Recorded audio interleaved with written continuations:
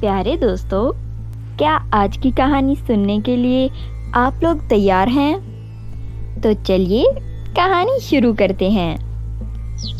बहुत समय पहले की बात है। एक छोटे से गांव में दो बहनें संजना और काजल रहती थी। वो अपने माता पिता के साथ हंसी खुशी छोटे से घर में जिंदगी बसर कर रही थी। वो लोग बहुत ज़्यादा अमीर थे। ऐसे ही एक दिन उन लोगों ने आउटिंग का प्लान बनाया और वो लोग तैयार होकर आउटिंग के लिए सब अपनी गाड़ी में निकल पड़े।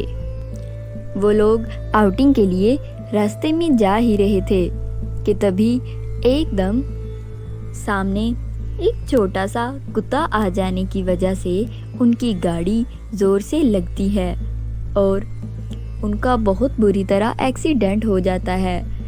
वो एक्सीडेंट इतना शदीद था कि उसके माता पिता का देहांत हो जाता है।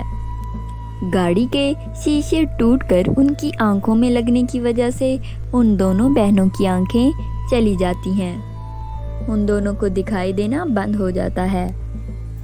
इस तरह उनकी हंसी खुशी गुजरने वाली जिंदगी एकदम भयानक रात में बदल जाती है। वहीं दूसरी तरफ उनकी बुआ और उसका पति उनको अपने घर ले आते हैं और उनकी सारी जायदाद अपने नाम करवा लेते हैं और उनको घर के एक छोटे से गंदे से कमरे में रख लेते हैं। वो दोनों वहाँ पड़ी पड़ी बहुत तंग आ गई, क्योंकि ना ही उनको बुआ खाना देती और ना ही उनका कुछ ख्याल रखती।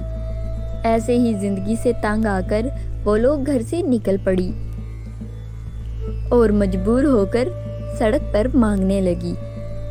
वो लोग भीख मांगकर अपना गुजारा करने लगी। आंखें ना होने की वजह से वो लोग घर तो जा नहीं पाती थी, इसलिए अक्सर औकात वो सड़क पर ही सो जाती। इसी तरह एक दिन सपना काजल से कहती है, मुझे बहुत भूख लगी है, मुझसे तो बिल्कुल भी रहा नहीं जा रहा, मैं क्या करूं? हाँ, तुमने बिल्कुल ठीक कहा, मुझे भी बहुत भूख लगी है। जाने ऊपर वाले ने हमारे साथ ऐसा क्यों किया? तभी वो ये बात कर ही रही होती हैं तो सड़क पर कुछ अमीरों की लड़कियां गुजरती हैं जो बहुत ही घमंडी होती हैं। अरे तुम रुको, मुझे सड़क पर किसी की आवाज आ रही है, शायद कोई लड़कियां हमारी तरफ आ रही हैं। फिर वो दोनों उनसे भीख मांगने लगती हैं।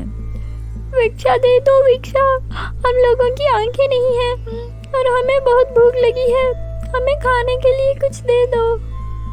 अरे अरे देखो, एक साथ दो बेकारन बैठी हैं। अरे अरे सुनो, मैं तुम दोनों की मदद कर देती हूँ, मैं तुम दोनों को स्वादिष्ट शवारमे देती हूँ। इतना कहकर वो अमीर और घमंडी लड़की अपने बैग से 2 शवारमा निकालकर उनके हाथों पर रख देती है। अरे बहुत अच्छी खुशबू आ रही है, आपका बहुत बहुत शुक्रिया मेम साहब। उन दोनों को बहुत ज़्यादा भूख लगी थी। वो जैसे ही खाना मिलता है खुशी से भूल जाती हैं और जल्दी से खाना खाने लगती हैं। लेकिन अचानक उन दोनों के दांत टूट जाते हैं और वो ज़ोर ज़ोर से रोने लगती हैं। ये सब देखकर वो घमंडी लड़कियां बहुत खुश होती हैं और उन पर बहुत हंसती हैं। अरे कितनी तुम बेवकूफ़ हो, पता है ये तो शवारमा अभी हम पत्थर का बनवा कर लाए हैं। तुम लोग कितनी बेवकूफ़ हो जो सड़क पर खड़ी होकर ऐसे भीख मांग रही हो। देखो, तुमने हमारे साथ अच्छा नहीं किया, तुमने बेवजह हमारी लाचारी का फ़ायदा उठाया है। हाँ हाँ, ठीक कह रही है दीदी, तुम लोगों ने बहुत बुरा किया, हम लोगों के दांत तोड़ दिए, हमें इतनी तकलीफ पहुंचाई, भगवान तुम्हें कभी नहीं माफ़ करेगा। अगर हमारी आंखें होती तो हम आप लोगों को बताती कि इस तरह नहीं करना चाहिए किसी के साथ। अरे देखो कितने पर निकल रहे हैं इन लोगों के, लगता है इनको सबक सिखाना ही पड़ेगा। सही कहा तुमने, इन 2 कौड़ी भीख मांगने वाली लड़कियों की हिम्मत देखो, हमें धमकी दे रही हैं। ट्विंकल, तू जा अपनी गाड़ी को जल्दी से यहाँ लेकर आ। फिर उसकी दूसरी दोस्त अपनी गाड़ी वहाँ ले आती है और वो जल्दी से गाड़ी से रस्सियाँ निकाल कर उन दोनों बहनों को बांध देती हैं। अरे ये तुम लोग क्या कर रही हो? छोड़ो हमें, छोड़ो। अरे अरे इतनी क्या जल्दी है, छोड़ भी देंगे। तुम लोग ज़रा हमारे साथ आउटिंग पे तो चलो। ऐसा कहकर वो लोग उनको अपनी गाड़ी के साथ बांधकर घसीटती लेकर जाती हैं। फिर थोड़ी आगे जाकर उनकी गाड़ी एक जंगल के पास रुक जाती है।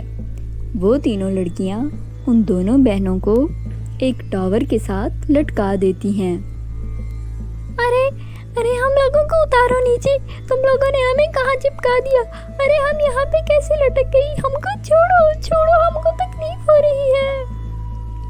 इस तरह वो तीनों लड़कियां उन दोनों को तंग करके बहुत खुश होती हैं और अपनी गाड़ी में बैठकर वहाँ से चली जाती हैं। अब वो दोनों बहनें वहीं टावर के साथ लटकी रह जाती हैं। वो बहुत चीखती और चिल्लाती हैं, मगर वहाँ दूर दूर तक वीराने में उनकी आवाज़ सुनने वाला कोई नहीं था। इसी तरह वो वहाँ लटकी होती हैं। तभी वहाँ से एक परी का गुजर होता है। जैसे ही वो परी उनको वहाँ लटके इस हालत में देखती है तो उसको उन पे बहुत दया आती है। वो जल्दी से अपनी जादुई शक्ति से उनको नीचे उतार देती है। फिर वो लोग अपनी सारी बात परी को बताती हैं। ये सारी बात सुनकर परी कहती है, आप लोगों की बात सुनकर मुझे को बहुत बुरा लगा और मुझे बहुत अफसोस हुआ। आपके साथ सच में बहुत बुरा हुआ है, लेकिन तुम लोग परेशान मत हो, मैं इन तीनों लड़कियों को बिल्कुल नहीं छोड़ूंगी। इतना कहकर परी वहाँ से चली जाती है और उन लड़कियों को वापस वहीं लेकर आती है जहाँ उन्होंने उन दोनों बहनों को बांधा था। परी उन तीनों लड़कियों को वहाँ लाकर अपनी जादुई शक्तियों से बंदर बना देती है।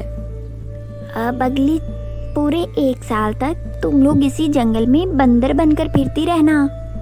फिर परी अपनी जादुई शक्ति से अपनी छड़ी को उनकी आंखों पर घुमाते हुए कुछ कहती है और कुछ ही समय में उन लोगों की बिनाई वापस आ जाती है। वो दोनों ये देखकर बहुत खुश हो जाती हैं। फिर थोड़ी देर बाद परी उन दोनों बहनों को एक घर बना देती है और कहती है, आज से तुम दोनों बहनें इसी घर में रहोगी। ये घर तुम्हारी ज़रूरत की सारी चीज़ें तुम्हें देगा और तुम्हें हमेशा हिफाजत में रखेगा। अब मैं यहाँ से चलती हूँ, तुम लोग किसी भी मुश्किल में हो तो मुझे पुकारना। फिर उस घर से वो अपनी सारी ज़रूरतें पूरी करने लगती हैं और दोनों बहनें अच्छी सी यूनिवर्सिटी में एडमिशन लेकर दोबारा अपनी पढ़ाई शुरू कर देती हैं और हंसी खुशी ज़िंदगी गुजारने लगती हैं। तो प्यारे दोस्तों, कैसी लगी आपको हमारी आज की कहानी? हमें लाइक और कमेंट करके ज़रूर बताइएगा। मिलते हैं नेक्स्ट कहानी में, तब तक आप अपना ख्याल रखिएगा। बाय बाय दोस्तों।